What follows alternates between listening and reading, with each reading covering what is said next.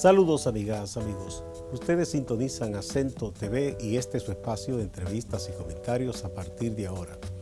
Recuerden ustedes que nos están sintonizando en el canal 38 de Claro TV, en los canales 39 y 439 de Altiz y en el canal 41 de Star Cable de Santiago de los Caballeros.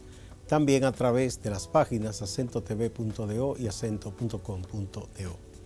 El tema de este día, a partir de ahora, una conversación sobre política nacional e internacional con el doctor Juan Carlos Guerra, que es secretario de Educación del Partido Revolucionario Dominicano. Vamos a una breve pausa antes de empezar el diálogo.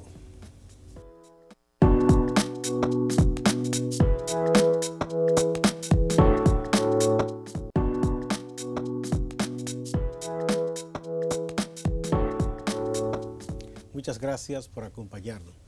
Bienvenido Juan Carlos una vez más. Saludos a usted, don Gustavo, y a toda la audiencia de nuestro espacio. Estamos aquí listos para compartir nuestras ideas. ¿Cómo no? Vamos a empezar con lo ocurrido en este último domingo en el Partido Revolucionario Dominicano. Se tomó una decisión, primarias abiertas. Eso es consecuente con lo que antes había hecho el PRD, que celebró primarias abiertas también.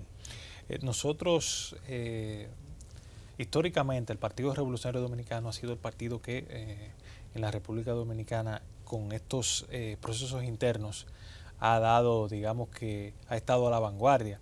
Recuerde que el primer partido que hace primarias entre todos sus militantes es el Partido Revolucionario Dominicano. Ciertamente. Luego fuimos el primer partido que hicimos las llamadas primarias semiabiertas, es decir que de todo el universo de los electores solamente eliminábamos de nuestro padrón a los que pertenecían a otros partidos. Y ahora, en el año 2013, cabe destacar que nosotros fuimos como partido que iniciamos el impulso final para la aprobación de la ley de partidos.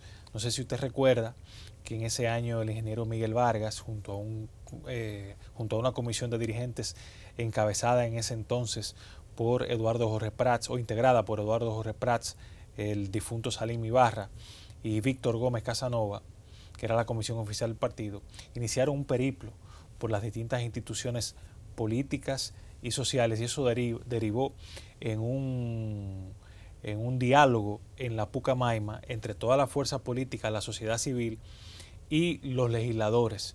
Y de ahí entonces sale ya todo este proceso que culminó con la aprobación de la ley de partido, que establece, entre otros métodos, las primarias abiertas. Y nosotros el sábado pasado, nuestra comisión política decidió que el método para escoger nuestra candidatura presidencial para las elecciones de 2020 sería el de primarias abiertas. Ya para los niveles congresual y municipal, pues nosotros vamos a tener todos los demás métodos. Para eso se designó una comisión que preside el compañero José Leonel Cabrera, que está compuesta por mí como director ejecutivo y otros 13 compañeros, que vamos a estar evaluando en cada demarcación con cuál método debemos hacer la elección de nuestro candidato, ya sea por asamblea, por encuesta, por convención de delegados, y todo ese, digamos que toda esa amalgama de métodos para escoger nuestras candidaturas. Lo más importante... Las encuestas también están contempladas en la ley. Correcto. La ley establece asamblea de dirigentes, convención de delegados y encuestas. Además de las primarias en cualquiera de sus modalidades, abiertas o cerradas. Yo creo que ya con esta decisión que tomamos nosotros el sábado pasado con la elección de primarias abiertas, pues digamos que configuramos el cuadro de los partidos que van a primarias.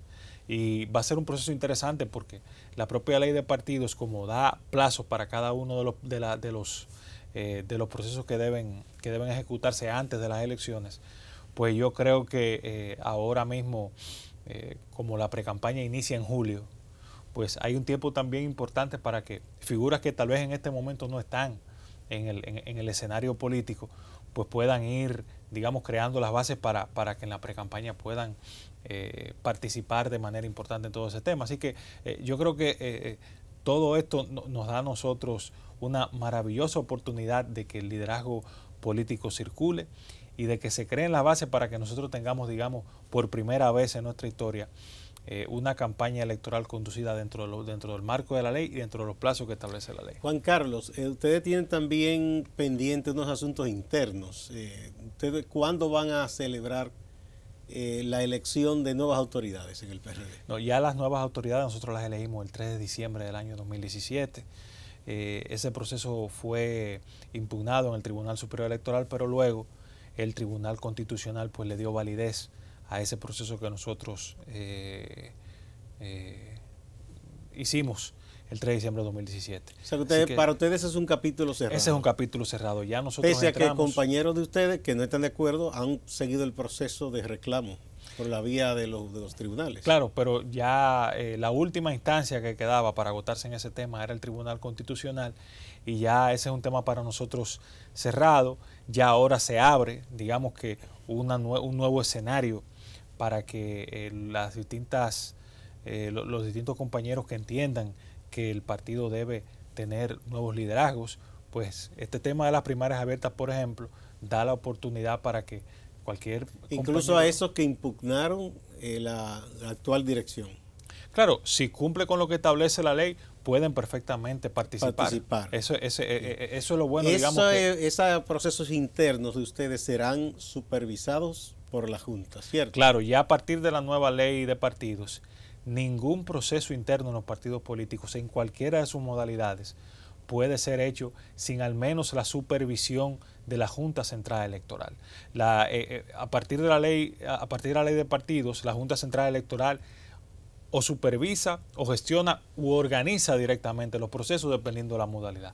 Y yo creo que eso blinda un poco el modelo democrático en la República Dominicana. Entonces, como son simultáneas, se supone que ustedes la van a llevar a cabo conjuntamente con otras organizaciones. Claro. Que también están preparando sus primarias. La ley establece que el último domingo de octubre del año preelectoral, o sea que se celebran las... Serían del 19. Correctamente. Ya la primaria. Las primarias abiertas. Hay otra cosa también. Perdón, el primer domingo son las primarias abiertas y el último son las primarias en cualquiera de sus modalidades y el último domingo son las asambleas, las convenciones que ya son de validación del resultado de la primaria, para darle la formalidad.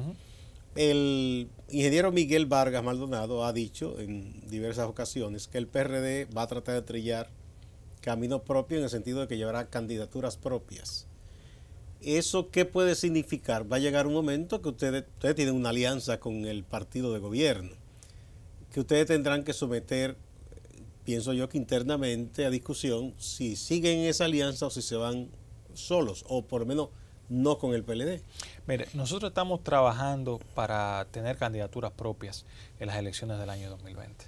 Y además de trabajar para tener candidaturas propias, estamos también tratando de constituir una propuesta para la República Dominicana, de modo que nosotros podamos brindarle al país una oferta electoral lo más completa posible.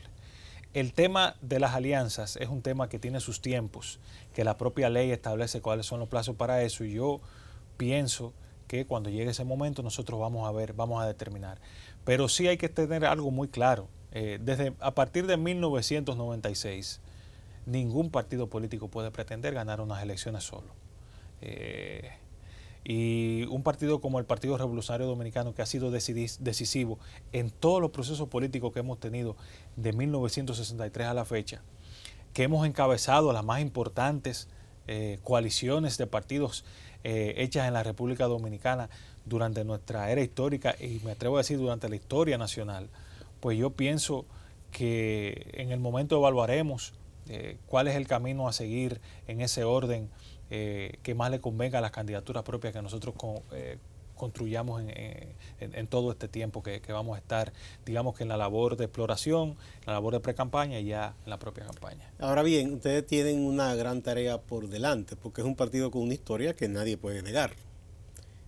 Son más de 70 años de historia ya como partido. Casi 80. El 21 de enero cumplimos 80 años. 80 ya, sí, como pasa el tiempo, ¿verdad? Porque fue en el 39, ¿cierto? Sí. Bueno, ustedes por las situaciones internas que se han dado, en estos momentos, por lo menos hasta que uno vea lo contrario, no se puede decir que ya es uno de los dos partidos más grandes, ¿verdad? Hubo una división. ¿Qué están haciendo ustedes con ese voto sentimentalmente PRDista, digo yo, que históricamente ha sido así, y que está disperso o en otro partido o está por ahí como que no es sin interés, para recuperar, digamos, ese filón de voto de ustedes, histórico? Qué bueno que usted plantea este tema, porque yo pienso que más que mirar al pasado, el PRD tiene que empezar a mirar al futuro. Y yo me atrevo a decir al presente, porque el país de hoy es muy distinto al país en el cual el Partido Revolucionario Dominicano irrumpió como la principal fuerza política de la República Dominicana. Y se lo voy a poner en términos prácticos. No hay una sola encuesta que no diga que los dos principales problemas de la República Dominicana son la inseguridad y el desempleo.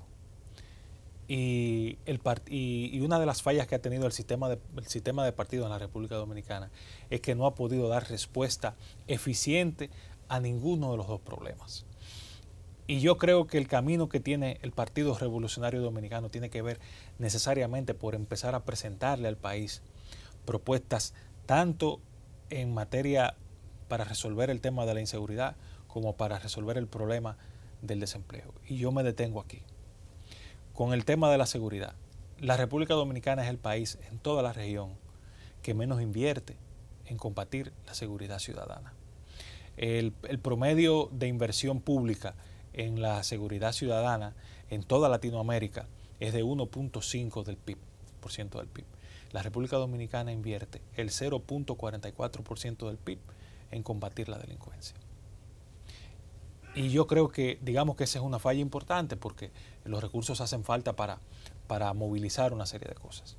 Y yo creo que el Partido Revolucionario Dominicano tiene que impulsar un gran pacto nacional que vaya primero a comprometer a toda la fuerza del país a que vamos a invertir el 2% del PIB en combatir la inseguridad.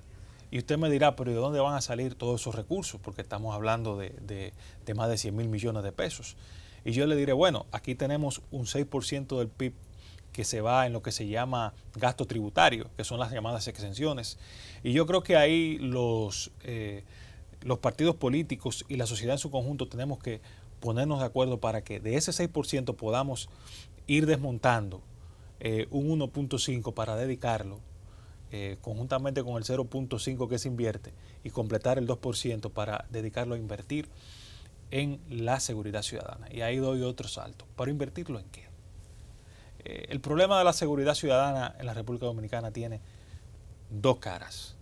Lo primero es el crimen que deviene de la desigualdad, de la falta de oportunidades, que es el crimen que es digamos, la raíz importante. Pero hay otra raíz de ese crimen que impacta muchísimo en todo eso.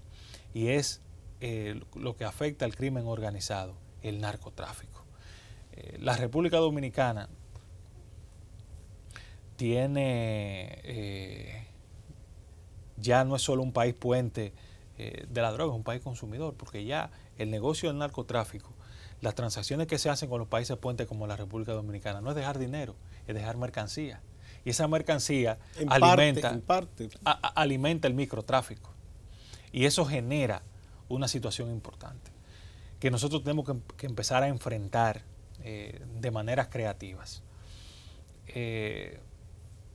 Y yo pienso también que con el crimen nosotros tenemos que empezar a utilizar lo que son las nuevas tecnologías con todo el tema de Big Data. Tenemos que invertir en utilizar los datos que tenemos. Miren, uno se mete en internet y va a la página del Ministerio de Interior y Policía y uno encuentra, yo me sorprendí cuando lo vi, que la República Dominicana tiene mapeado el crimen y eso está en internet, la gente lo puede ver. Aquí tenemos un mapa municipal incluso de cuáles son los municipios donde más crímenes ocurren, donde menos crímenes ocurren. Y esa es una labor que no la está haciendo una agencia exterior, la hace el Ministerio de Interior y Policía. Sin embargo, esa data, que puede ser perfectamente utilizable, nosotros no le estamos dando el uso adecuado para la prevención y la represión del crimen. Pero ¿cómo traducir todo eso? Eso está muy bien, Juan Carlos. Traducir todo eso en el interés de la gente. Porque yo le pregunté de cómo recuperar votos. Claro, allá iba, sí. allá iba. Yo le estoy dando porque estamos hablando quizás para un público más especializado en esos temas. Claro. El común de la gente quizás eso no le dice mucho. Claro, lo que quiero decirle es, claro que tiene que decirle mucho, porque el problema de la inseguridad nos afecta a todos. Y yo creo que si el PRD, si nosotros en el Partido Revolucionario Dominicano empezamos a abanderarnos de soluciones que la gente pueda asimilar, no como el clásico populismo, porque aquí con el tema de la inseguridad, y usted lo sabe que vive entrevistando políticos, todos los políticos matamos el tema de la inseguridad con dos cosas, mano dura y que tenemos que subir el sueldo a los policías.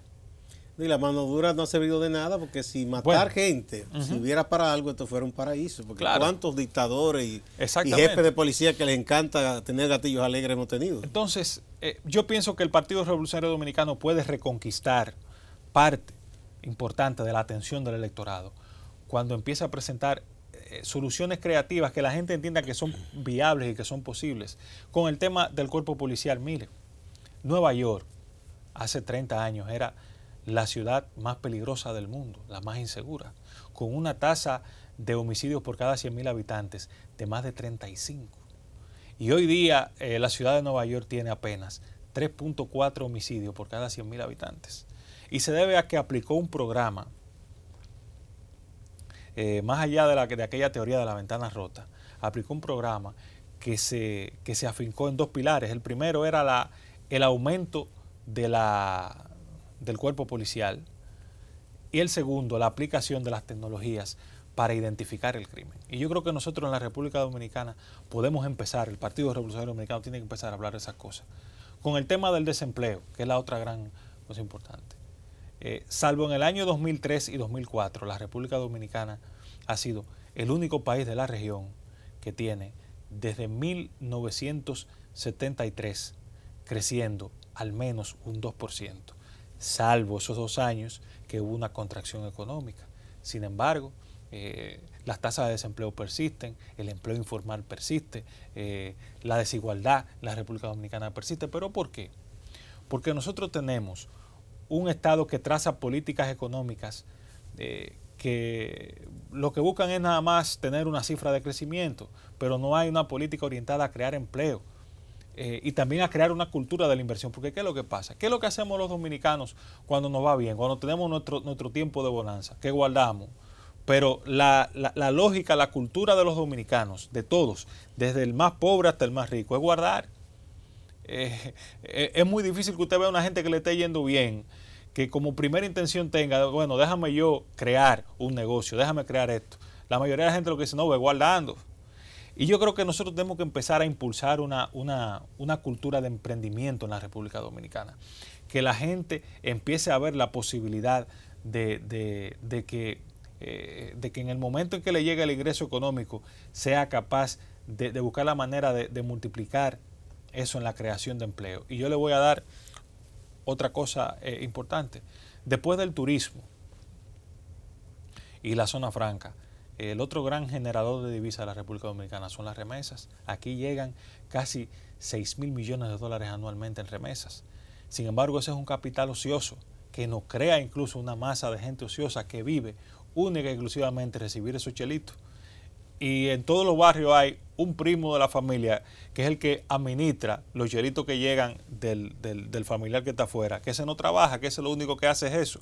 Y ahí se crea un capital ocioso que nosotros pudiéramos, incluso en base a programas, el BID, por ejemplo, tiene importantes iniciativas en ese orden, de que pudiéramos presentarle a la gente, a nuestra diáspora, modelos de negocio que le permitan a ellos crear empresitas familiares, y eso puede crear una dinamización importante de la economía dominicana. Y yo creo que el Partido Revolucionario Dominicano tiene que empezar a enfocar ese tipo de propuestas para enamorar el voto de la gente, de la sociedad de hoy.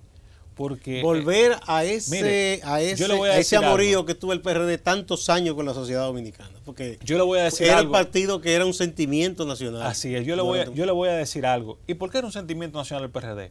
Porque en el momento en que la República Dominicana ansiaba libertad, el PRD la representaba. Pero ya al día de hoy lo que los dominicanos quieren es más oportunidades, lo que los dominicanos quieren es más seguridad.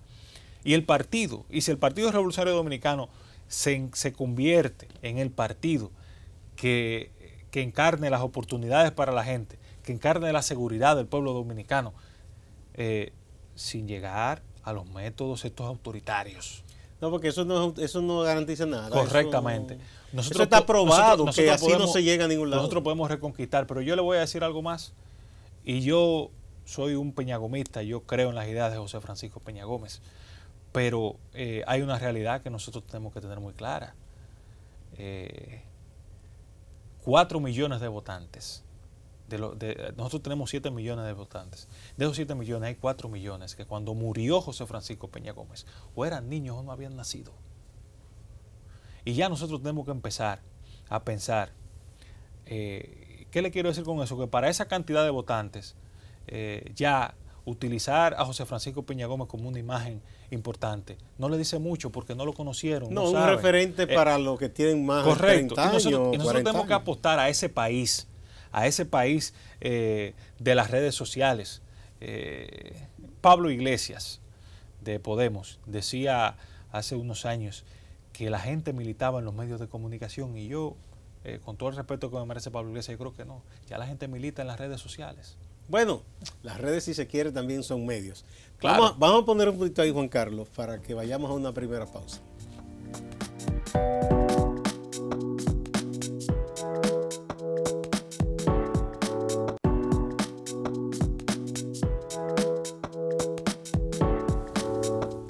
Muchas gracias por continuar a partir de ahora. Estamos hablando de política y de un partido que ha sido un emblema en República Dominicana, el Partido Revolucionario Dominicano, al que muchos definen como el partido creador de la democracia, luego de la dictadura de Trujillo. Conversamos con el doctor Juan Carlos Guerra, secretario de Educación del PRD.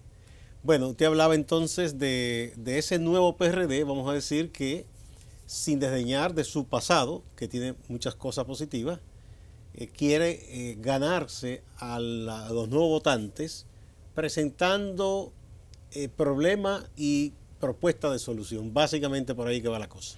Sí, la cuestión está que el PRD, José Luis Rodríguez Zapatero, cuando lo eligen secretario general del PSOE en el año de 2001, dijo en su discurso una frase que yo quiero parafrasear. Él decía en aquel momento que el futuro del PSOE pasaba por no esconder a Felipe González ni esconderse detrás de Felipe González. Y yo creo que el PRD, el futuro del PRD, parafraseando a Zapatero, pasaba por no esconder su historia, pero ni esconderse detrás de su historia. No solo quedarse en la historia. Nosotros tenemos que empezar a hablarle al país de hoy. Yo le voy a decir algo, la llamada economía naranja, que es todo lo que tiene que ver con la industria con las industrias creativas. Y usted sabe, por ejemplo, con estos muchachos de la música urbana, cómo se mueve esa economía sin respaldo del Estado, sin que el Estado le dé un impulso. ¿Qué pasaría en el país, por ejemplo, si tenemos un marco institucional que nos permita, sin acudir a las famosas exenciones tributarias, que nos permita impulsar todo lo que son esas economías del entretenimiento, sin contar con que un impulso oficial alejaría todo eso de que capital negro las aúpe como una vía de blanqueamiento? Es decir, el PRD tiene que empezar a hablar el idioma del país de hoy, del mundo de hoy. Y ese es el camino que nosotros tenemos necesariamente para volver a retomar el vigor electoral que teníamos antes. Y es verdad, yo no puedo venir aquí a decir que nosotros somos la fuerza vigorosa que éramos hace 20 años. Pero también es verdad que nos presenta una gran oportunidad para renovar nuestro discurso, para impulsar unos nuevos paradigmas en el ejercicio de la actividad política. Yo quisiera ver a mi partido más enamorado de todo lo que implica todo ese mundo de las redes sociales. Bueno, las 5 principales figuras populares del arte dominicano de hoy, ninguna surgió de los medios tradicionales. Ni Mozart La Para, ni el Alfa, ni el Lápiz Consciente, ninguna de esas figuras surgieron de ahí, vinieron de los medios alternativos. Y son figuras hoy que tienen mucho mayor incidencia. No, y de hecho la juventud hoy día, la forma de consumir la música que escuchan, cualquiera que sea, no es mayoritariamente a través de la radio ni la televisión. Es correcto, es a través de las plataformas. Sí, a distintas. Bueno, YouTube, de hecho, la televisión tradicional hoy pasa por un momento difícil, porque gran parte el mundo entero, pero aquí público, también. Sí. Porque gran parte del público ha migrado a ver, bueno, no nos vayamos más lejos. Ya mucha gente está dejando de ir al cine para ver Netflix mejor. Sí, bueno, no solo eso, los servicios de las empresas de telecable ya están con unos interrogantes, claro. Porque yo conozco muchas parejas jóvenes que lo que hacen es tener cuenta de Netflix u otro servicio parecido y no el servicio de la televisión convencional, claro, de telecable. O sea claro. que todo eso va cambiando. Claro, ¿no? y nosotros tenemos que empezar a insertarnos en ese lenguaje, que el mundo no nos cambie sin darnos cuenta, porque entonces nos vamos a quedar muy atrás. Y yo creo que esta es la oportunidad maravillosa que tiene el PRD para empezar a hablar el lenguaje. Claro, todo eso va muy rápido y uno debe de alguna manera tratar de montarse en la cresta de esa ola.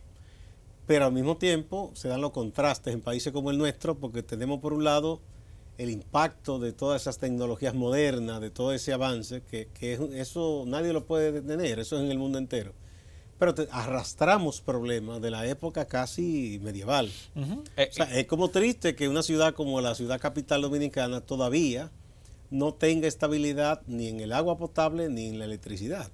Usted sabe después de 500 años. Así, usted sabe que Alvin Toffler escribió... de la tercera ola. Correcto, escribió un libro que después de la tercera ola, que se llama La Revolución de la Riqueza, creo que fue de los últimos que escribió, junto a su esposa.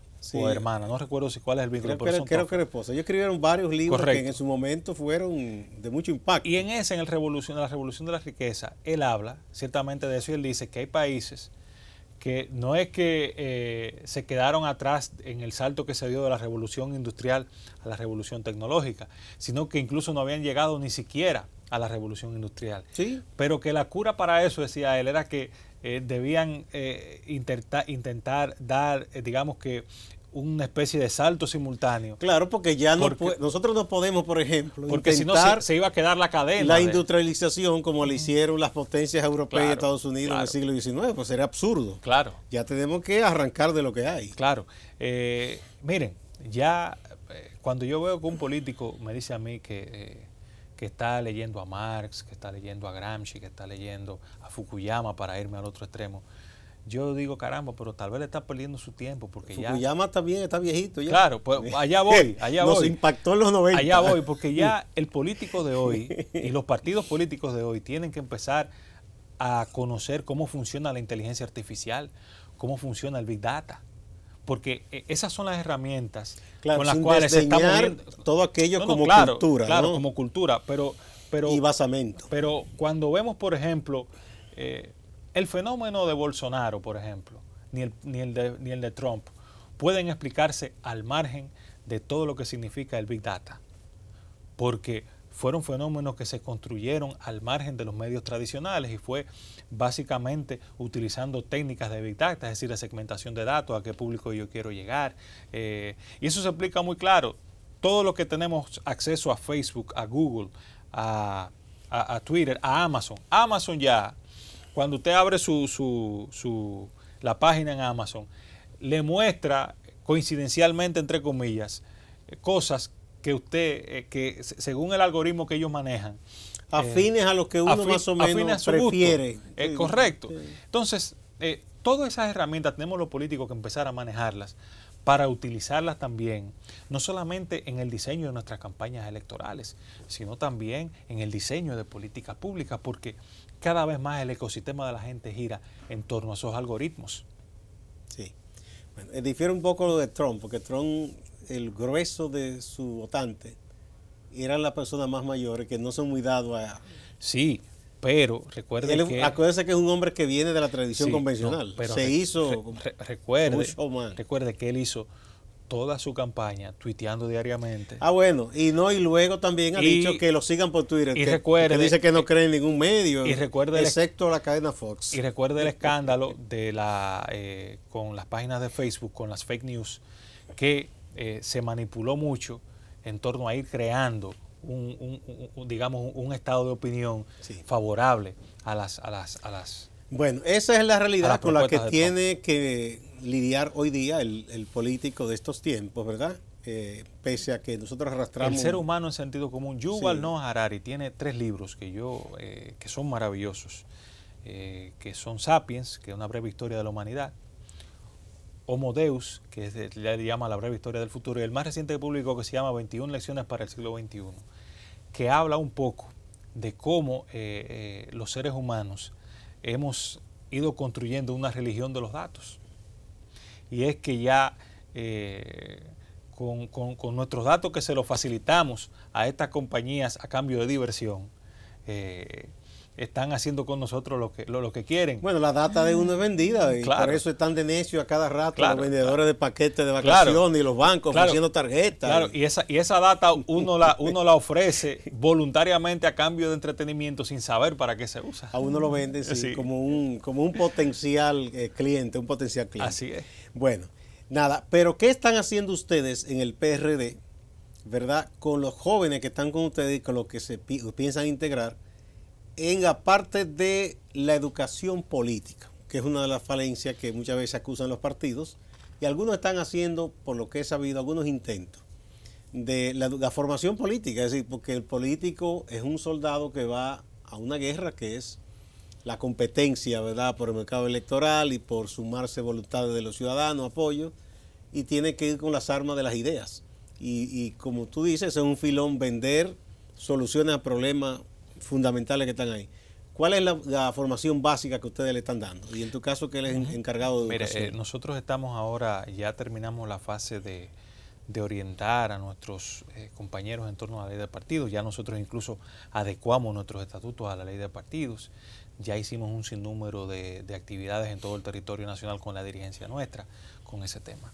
Ahora, a partir del mes de febrero, vamos a iniciar todo un plan de formación política de nuestros posibles candidatos y también de nuestra dirigencia más joven en torno al diseño de campañas electorales y también en una segunda fase ya del manejo de la administración pública en cuanto a esta nueva forma que hay en el mundo de hoy, porque ya el gobierno no se maneja como se manejaba antes, ya hay que conocer una serie de procesos que si usted no va preparado fácilmente pierde 2 o 3 meses, digamos, como digo yo siempre, mirando para los lados, usted no sabe qué hacer. Y vamos caminando hacia ahí. Lo importante de la formación política en estos tiempos es, primero, para mí son 3 pilares. El primero, el fundamental, es que hay que enseñarle a la gente cómo se construyen mayorías políticas electorales. Cómo se construyen de manera ética, porque eso falta mucho. La sociedad dominicana tiene que empezar a quitarle precio al voto y darle valor al voto, que son dos conceptos distintos. Y es un compromiso que debemos tener los partidos políticos de empezar a impulsar a que seamos nosotros quienes estimulemos que la gente le quite el precio a su voto aunque le dé valor. Y el valor se lo da a las ideas que usted puede yo llegaré un poco más lejos y le digo el precio personal. Porque, por ejemplo, sería transparente en un país que si, digamos, el Ejecutivo quiere impulsar un determinado proyecto, negocie en el buen sentido, no asunto de dinero, ni con los legisladores, y el legislador le diga, sí, yo lo apoyo. Pero en mi provincia, por ejemplo, hace falta tal cosa. Tal cosa, correcto. Si usted se compromete que en el presupuesto se va a incluir los fondos para ese hospital, por ejemplo, o esa carretera, yo me comprometo a votar a favor de esa iniciativa suya. Y eso se haría de cara a la gente públicamente y ahí no habría inconveniente. Malo que se vayan a un cuarto oscuro y ahí negocien otras cosas. Bueno, como sabemos todos que esas cosas pasan. Pero la formación política tiene que pasar en primer lugar por ahí, porque nosotros los políticos tenemos que ir desmontando la idea de que la competencia electoral es un mercado. Y yo lo digo con pena porque a veces pensamos que somos los políticos los que estamos dañados, pero es la sociedad la que está enferma. Porque... Pero los políticos son los que dirigen. Claro, y precisamente por eso nosotros tenemos que... Si se reparten culpa, le toca un chingón. Claro, no, nosotros tenemos que empezar a incentivar, a estimular otra visión, porque es verdad que el día de la elección a veces no, el peso del dinero influye mucho en la voluntad de la gente, pero también es verdad que mucha gente sale voluntariamente a eso, a vender su voto, a vender su voluntad. Porque es que ya hay una relación maleada. Y los políticos nos toca, y por eso hace unos días yo veía a Hugo Veras, mi compañero Hugo Veras, diciendo que la gente tiene que participar, porque lo que vemos la política de otra manera, no podemos quedarnos de brazos cruzados. Lo que no vemos la política como una oportunidad para lucrarnos, ya sea en lo inmediato con nuestro voto o de manera general para hacerlo un modo de vida. Tenemos que empezar a participar de manera activa, porque es verdad que una parte de la sociedad dominicana, del electorado dominicano va y se vende, pero es verdad que una parte importante, tal vez mucho más grande que la que se vende, no va y ejerce su voto, no va y ejerce su derecho. Y yo me voy más lejos, no solamente debe ir a votar, debe participar en política. Nosotros tenemos que la gente tiene que meterse en política, porque no podemos dejar eso nada más para que lo que ven el Estado como una fuente de su propia riqueza vayan a nutrirse de eso. No, vamos a participar, vamos a meternos en política. Pero hay una especie de círculo vicioso, Juan Carlos, porque... Hay que romperlo. Bien, porque es verdad que mucha gente lo hace de esa manera, buscando algo inmediato, otro hacia arriba buscando convertirse a veces en rico en base al paso por un cargo público. Y hay que dicen, no me interesa. Pero ¿por qué no le interesa? Hay algo que les ha hecho perder la ilusión, el entusiasmo. Corresponde a quienes son actores políticos trabajar en la recuperación de ese entusiasmo. Pero usted sabe qué es lo que pasa realmente. Porque es que la gente se desencanta también. No. Pero usted sabe qué es lo que pasa realmente. Nos pasa mucho con lo que se da con las mujeres. Que increíblemente quienes menos apoyan a las candidatas mujeres son las mujeres. Bueno, porque el machismo está sembrado no solo en la mente de los hombres. Exacto. Son miles de años de machismo y exclusión, y probablemente quizás nuestras abuelas incentivaban el machismo diciéndole a las hijas, y justamente, plánchale el pantalón a tu hermano, cocínale. Ya hoy no es así, pero en ese momento se veía como normal que la mujer era para servir al hombre. Justamente los políticos que impulsan ideas, que impulsan cambios, que ven la política desde otra óptica, son los que menos apoyo reciben de esa misma gente que ve la política de manera distinta. Porque en la medida en que hay un candidato o una candidatura X que impulse un conjunto de ideas, que crea que la política no debe hacerse más que con los recursos mínimos que cuesta promover una candidatura, que no está dispuesto a pagar por el voto, en la medida en que aquel que coincide con él en esa idea no vaya a votar por ese candidato que no le va a costar un peso, pues en esa medida está contribuyendo a que ese círculo vicioso se fortalezca. Y tenemos que romperlo. La gente tiene que meterse en política, porque si no nos metemos en política, y se lo dice alguien que tiene 20 años metido en política, promoviendo ideas, tratando de hacer esto distinto y sin cansarme, y no me voy a cansar, si no lo hacemos y nos dejan solos, entonces vamos a seguir en lo mismo. ¿Tú le tienes miedo, digo, en tu persona como dirigente político? Hay un fantasma y mucha gente está hablando de eso y dice que cuidado, que le llaman la antipolítica.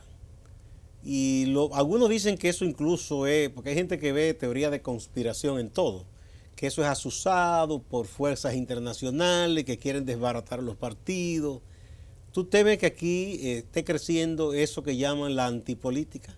Que apuesta muchas veces por un aparecido y no por el partido o el dirigente conocido tradicional. Mire, yo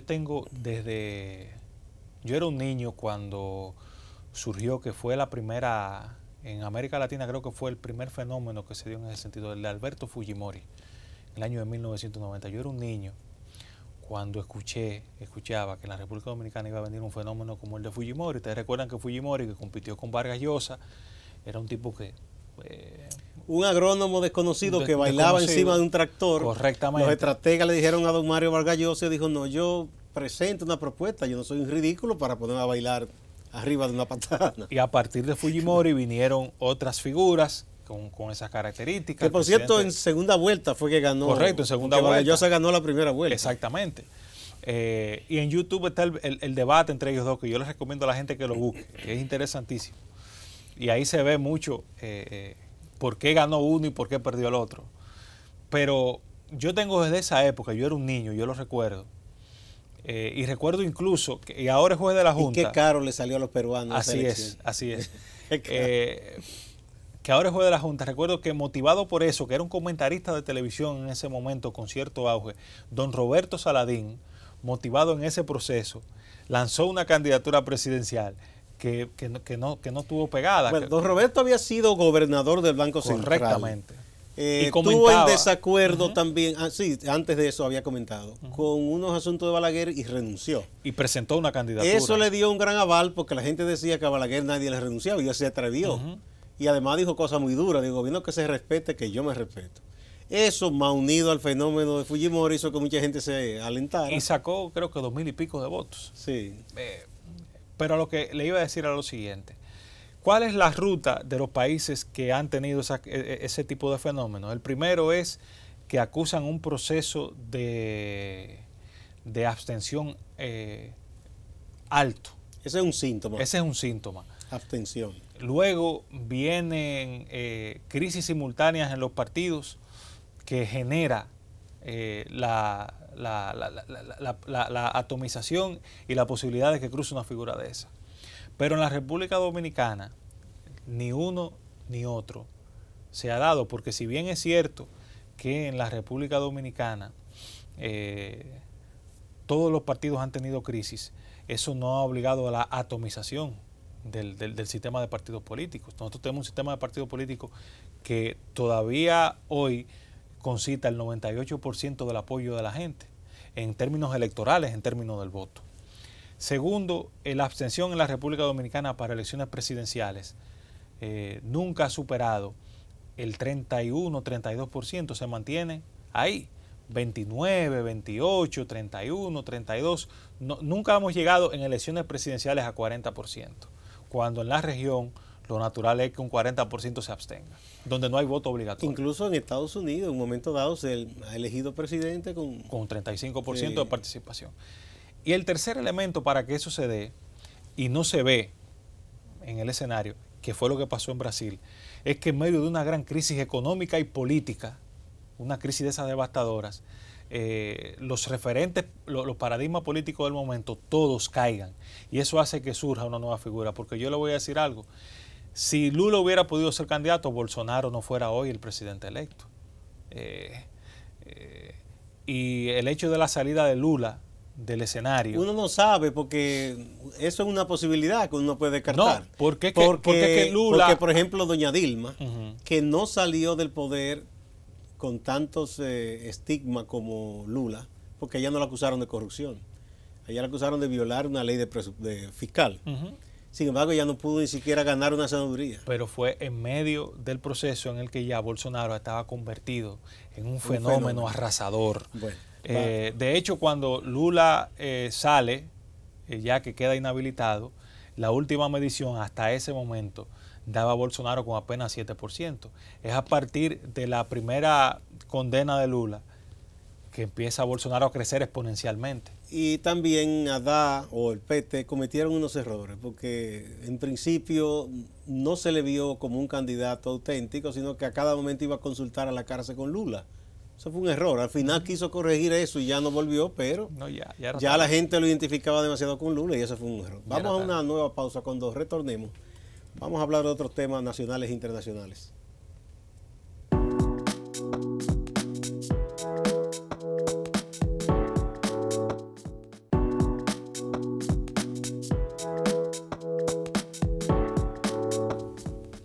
Muchas gracias por continuar a partir de ahora. Estamos hablando con Juan Carlos Guerra, director de educación del Partido Revolucionario Dominicano, uno de los jóvenes políticos de proyección en los últimos años, Ya tú tienes muchos años en la política, ¿verdad? Sí, tengo 40 de edad y 20. 20 en la política. Justamente 20 en la actividad Sí. política. Y los el últimos 2 de junio, años tú has estado decollando en el PRD, que es tu partido, y siempre tratando de incidir, escribiendo. Justamente el 2 de junio de 1998 ingresé yo al Partido Revolucionario Dominicano.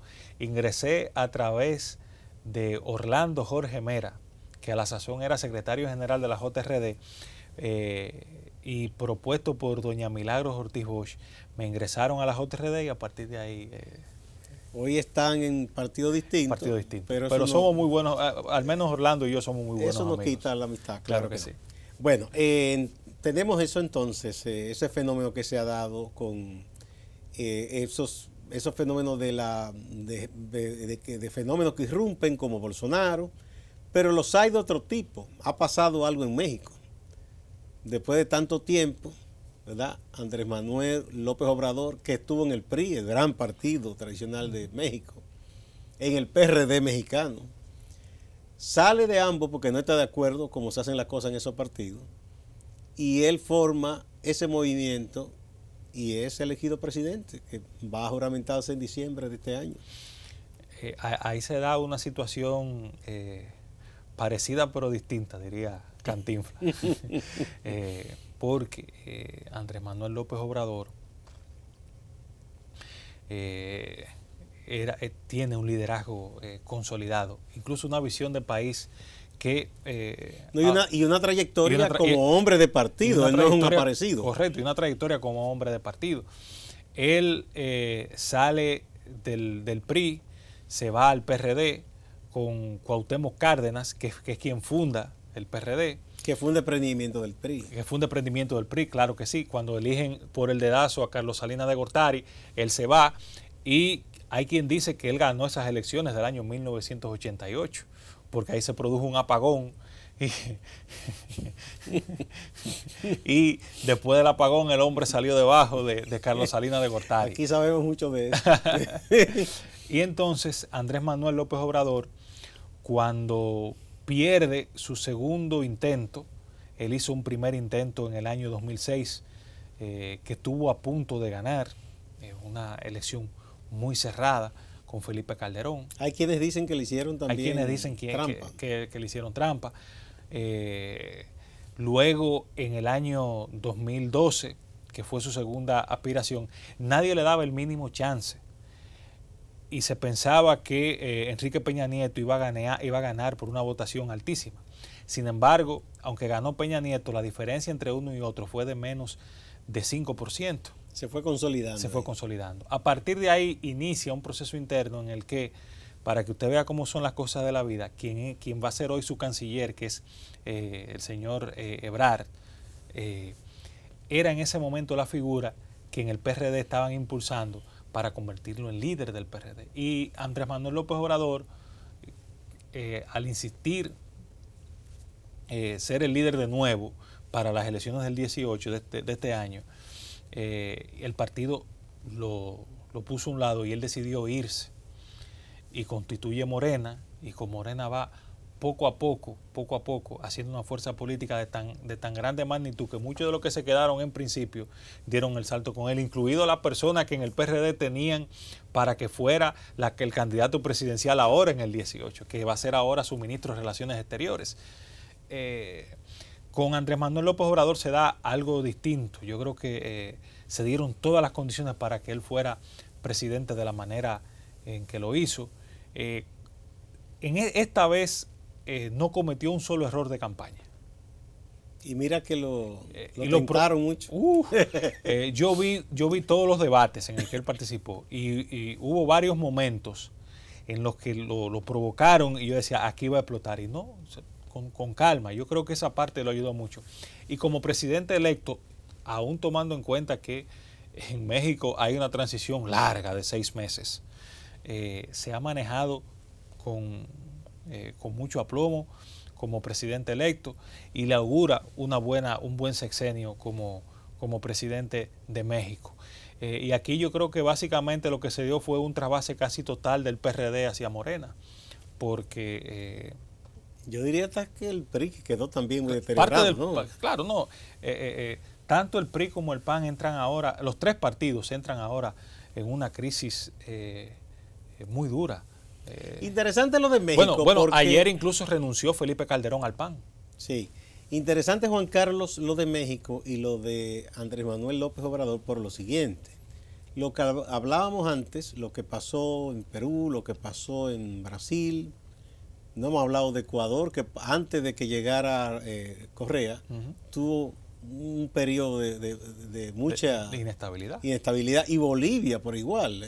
Bueno, hubo un año que Ecuador tuvo 6 presidentes. Sí, Bolivia tuvo mucha inestabilidad hace un tiempo atrás. Se da en México que alguien que no es un aparecido, porque él estuvo en partido y es un militante. Además, fue jefe de gobierno del DF. Del DF, que eso es un país. Sí. Y nadie le pudo señalar un hecho de corrupción ni nada. Entonces, los mexicanos optan por alguien que... De hecho, su gestión al frente del DF es que le da el impulso para la campaña del 2006. Lo interesante es que quizá la sociedad mexicana tenía el mismo hartazgo que tuvieron otras sociedades en el continente y el propio Estados Unidos, digo yo, hacia políticos tradicionales, pero en lugar de buscar un aparecido, se va por alguien que ha tenido una consistencia de militancia y de hombres públicos y dice, no, esta es una mejor opción. Que es interesante, uno no sabe si es el nivel de educación político-electoral, que es diferente en cada país, o qué pasa, que un país se inclina por alguien que aparece de pronto y juega esa lotería, por decir algo, y otros van a alguien que es más seguro. Para mí tiene mucho que ver los niveles de politización de las naciones. Fíjense que no en vano en la región, si hay tres países que son para mí los más politizados, son México, Colombia y República Dominicana, y en ninguno de los tres, aunque en los tres hemos tenido crisis en los grandes partidos, pero en ninguno de los tres ha surgido una figura que usted diga, ¿y este de dónde surgió? Porque por ejemplo el caso más reciente de Colombia con Iván Duque, Iván Duque es un muchacho que todos le reconocen que, digamos, que tiene cierto que tiene cierta formación política, aunque uno no esté de acuerdo con sus ideas. No, y es también un hombre que como técnico y su aporte. Por ejemplo, correcto, eso de que el concepto de la economía naranja, de la economía naranja, mucho correcto, en el Banco Mundial. En el BID, fundamentalmente. Sí. De hecho, hay un libro sí. que él escribió con otro compañero. O sea, un hombre que tiene experiencia y tiene una visión. Tú puedes estar de acuerdo o no, pero tiene un criterio formado de lo que él piensa que debe ser. Correcto. Al igual que, por ejemplo, Costa Rica, que también ha sido un país en el que el liderazgo ha circulado, ha habido momentos de crisis de los partidos tradicionales. Por poco se cuela uno raro en esta elección de pasada. Pero bueno, no se coló. Es decir, que tiene mucho que ver con el nivel de politización. Y ahí vuelvo a la fortaleza, a fortalecer, digamos, que la democracia como una expresión que no solamente sea el resultado de ir a las urnas cada cierto tiempo, sino de tener una clase política que responda con sus vicios, que la debe tener. ¿Tú piensas que aquí no se... Yo lo descarto. Aquí ¿Tú no ves aquí ninguno de esos síntomas de debilidad? No la veo. Pese a que dos partidos que fueron los que protagonizaron durante muchos años la competencia político-electoral, que son el Reformista y el PRD, se han disminuido. Sí, pero... ¿Tú piensas que eso es circunstancial nada más? Sí, porque además fíjese que aún usted tiene, por ejemplo, el PRM, que es un desprendimiento del PRD. Ahí no hay una figura nueva. O sea, no hay una figura que diga, bueno, los líderes de ese movimiento, de ese partido, que es el partido nuevo, entre comillas, que ha surgido, es una nueva figura, ¿no? No, son personas militantes. Exacto, ellos han tratado de fortalecer con las personas más jóvenes. Y fíjese que cuando usted ha visto figuras de esas que uno dice, caramba, que quisiera como replicar el fenómeno aquí, no han podido. Usted tiene, para ponerlo en los distintos espectros, usted tiene, por ejemplo, a Candelier, que hizo un intento y sacó una votación ínfima. Y jamás ha vuelto a aparecer se desapareció. Públicamente. Guillermo Moreno ha insistido, y nunca ha pasado de 70, 75 mil votos. Pero él por lo menos mantiene su proyecto, porque hay otros que salieron completamente. Pero le digo, los que han intentado romper con el sistema de partidos tradicionales, se han quedado con un apoyo ínfimo de la población. Para no entrarle, por ejemplo, en Minú, que salió del PLD y fue a una elección a sacar una votación, digamos que claro, ridícula. Ella está comenzando también. Claro. Hay que recordar que Lula hizo varios intentos, y al final fue que logró ganar. Así es. Juan Carlos, entonces nada, para allá vamos a despedirnos. El PRD entonces está en ese proceso. Y cualquier decisión sobre si va en una alianza o no, eso será asunto de futuro. Claro, eso todavía no está en la mesa de trabajo de ustedes ahora mismo. No está para el PRD y no está para ningún partido, porque los plazos para eso no ha llegado. El momento político para eso no ha llegado. En el PLD hay unos problemitas con la reelección que están muy en la mesa. Muchas gracias, Juan Carlos. Siempre es un gran placer hablar contigo. A ustedes, amigas y amigos, no se vayan, que hay más en Acento TV.